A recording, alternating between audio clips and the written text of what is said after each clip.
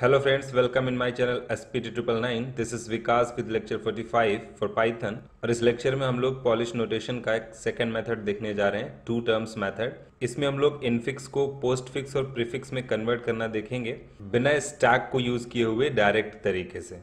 तो polish notation क्या है ये हम लोग लास्ट लेक्चर में भी पढ़ चुके हैं। अगर आपने वो लेक्चर नहीं देखा है तो नीचे डिस्क्रिप्शन में दिया हुआ है, वहां से देख सकते हैं। किसी भी कॉम्प्लेक्स अर्थमेटिक एक्सप्रेशन को बहुत इजी वे में कन्वर्ट करते हैं दो टर्म्स के फॉर्मेट में, ताकि वो मशीन रीडेबल हो, यानी हमारा सिस्टम उसे आसानी से परफॉर्म कर सके। इसी को पॉलिश नोटेशन या रिवर्स पॉलिश नोटेशन कहते हैं।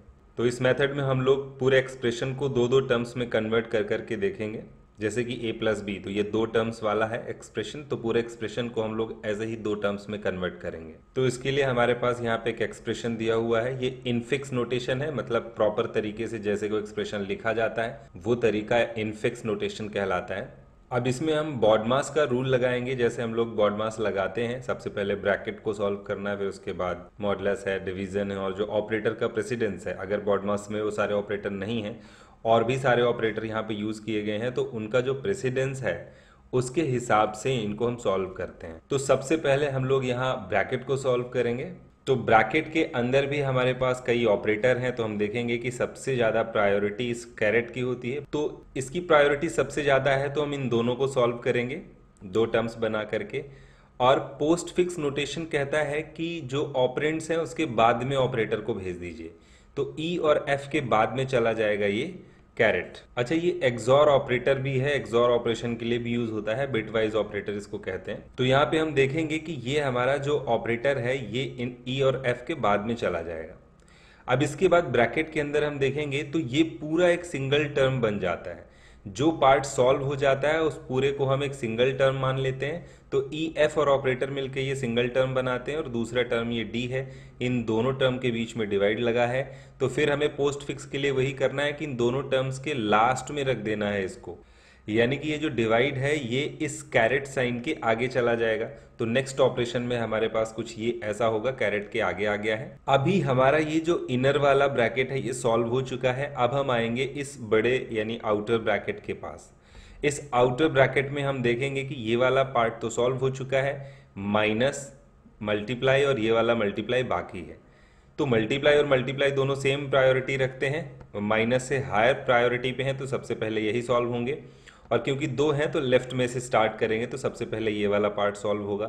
तो अब इसमें भी हमने दो टर्म्स बनाए बी और सी, और इसमें से ये जो ऑपरेटर है ये उठ करके सी के आगे चला जाएगा, क्योंकि हम ये सिर्फ दो टर्म देखेंगे। तो जब अगला स्टेप आएगा तो ये बी और सी के लास्ट में रखा होगा इस तरह से। अब ये वाला मल्टीप्लाई सॉल्व हो गया है, माइनस हमें अभी सॉल्व नहीं करना है क्योंकि एक मल्टीप्लाई और बाकी है। तो इस मल्टीप्लाई के लिए जी एक पार्ट बनेगा, एक ऑपरेंड बनेगा, और इसके लेफ्ट में ये पूरा जो सॉल्व हो चुका है ये पूरा एक टर्म बनेगा।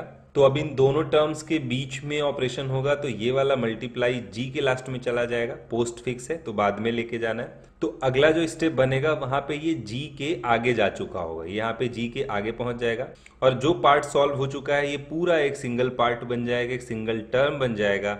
और इधर बी सी मल्टीप्लाई ये एक सिंगल टर्म बनेगा। तो ब्रैकेट के अंदर हम इस पूरे को सॉल्व करेंगे, तो इन दोनों टर्म के बीच में माइनस लगा हुआ है। अब माइनस जो है ये पोस्ट फिक्स है तो लास्ट में चला जाएगा, तो ये जो है इस मल्टीप्लाई के आगे पहुंचेगा, और इस तरीके से माइनस यहाँ मल्टीप्लाई के आगे पहुंचा और हमारा ये ब्रैकेट सॉल्व हो चुका है। हम ब्रैकेट के बाहर निकले तो हमने देखा हमारे पास प्लस और ये मल्टीप्लाई बचा है, तो मल्टीप्लाई पहले सॉल्व होगा क्योंकि इसकी प्रायोरिटी हायर है। तो अब इस मल्टीप्लाई के लिए h एक टर्म है, और ये जो पूरा पार्ट सॉल्व हो चुका है ये पूरा एक टर्म है। तो इन दोनों टर्म्स में से मल्टीप्लाई आगे चला जाएगा h के। तो यहाँ पे आप देख सकते हैं अब ये पूरा पार्ट सॉल्व हो चुका है, तो ये पूरा एक सिंगल टर्म बनेगा, और प्लस के इधर लेफ्ट में ये सिंगल टर्म बनेगा। तो जब इसको सॉल्व करेंगे तो पोस्ट फिक्स के हिसाब से ये प्लस उठ के इस टर्म के आगे जाएगा, यानी यहाँ पे। तो इस तरीके से हमारा ये फाइनल जो एक्सप्रेशन बनेगा पोस्ट फिक्स का वो ऐसा बनेगा। अगर इसमें कोई कंफ्यूजन है तो आप वीडियो को दोबारा देख सकते हैं, समझ में आ जाएगा। ऐसा ही कुछ इनफिक्स को प्रीफिक्स में बदलने के लिए करते हैं, बस जो ऑपरेटर्स को हम आगे ले जा रहे थे उनको हम पीछे की तरफ शिफ्ट करेंगे। जैसे कि यहाँ पे ई और एफ को अगर हम प्रीफिक्स के हिसाब से सॉल्व करें तो ये जो साइन है ये आगे ना जाकर के पीछे जाएगा इन दोनों के, तो ई के पीछे आ जाएगा। तो अगले टर्म में देखेंगे अगर हम प्रीफिक्स के लिए, तो देखिए ई के पीछे हम रखेंगे ऐसे। अब इसके बाद ये पूरा टर्म बनेगा, इधर सॉल्व हो चुका है, तो डी और ये पूरा टर्म मिलके डिवाइड कर रहे हैं, तो डी के पीछे चला जाएगा ये, क्योंकि प्रीफिक्स है। तो प्रीफिक्स में देखिए इधर आ गया। अब इधर इसको सॉल्व करेंगे तो ये मल्टीप्लाई बी के पीछे चला जाएगा, तो अगले टर्म में देखिए मल्टीप्लाई बी सी, और ये वाला पार्ट सॉल्व हो चुका था। अब क्योंकि ब्रैकेट के अंदर मल्टीप्लाई है तो हम इनको सॉल्व करेंगे, तो जी एक टर्म बनेगा और एक ये पूरा टर्म बनेगा, तो ये उठ करके यहाँ डिवाइड के पीछे लगेगा आकर के, तो ये देखिए यहाँ पे लग गया। अब ये पूरा एक टर्म बन गया है सॉल्व हो करके, और ये पूरा एक टर्म है ही ब्रैकेट के अंदर, तो माइनस सॉल्व होगा, तो ये उठ करके मल्टीप्लाई और बीसी के पीछे चला जाएगा, तो टर्म हमारा ये बनेगा। तो ये पूरा एक सिंगल टर्म बन चुका है और h एक सिंगल टर्म बन चुका है। मल्टीप्लाई पहले सॉल्व होगा प्लस बाद में, तो अगर ये मल्टीप्लाई प्रीफिक्स के हिसाब से आएगा तो ये उठ करके माइनस के ठीक पीछे आएगा, और इसके बाद ये पूरा एक सिंगल टर्म बनेगा और इधर वाला एक सिंगल टर्म है, तो प्लस जो है वो a के पीछे आएगा, तो हमारा जो फाइनल एक्सप्रेशन बनेगा वो कुछ ऐसा होगा, और ये प्रीफिक्स एक्सप्रेशन कहलाएगा। तो गाइज किसी भी एक्सप्रेशन को इनफिक्स से प्रीफिक्स या पोस्टफिक्स में बदलने का ये सेकेंड मेथड था, टू टर्म्स मेथड, जिसमें हम लोग एक्सप्रेशंस को टू टर्म्स लेकर के सॉल्व करते हैं। So that's all for this lecture. If you have any doubt और question then you can contact. Thanks for watching.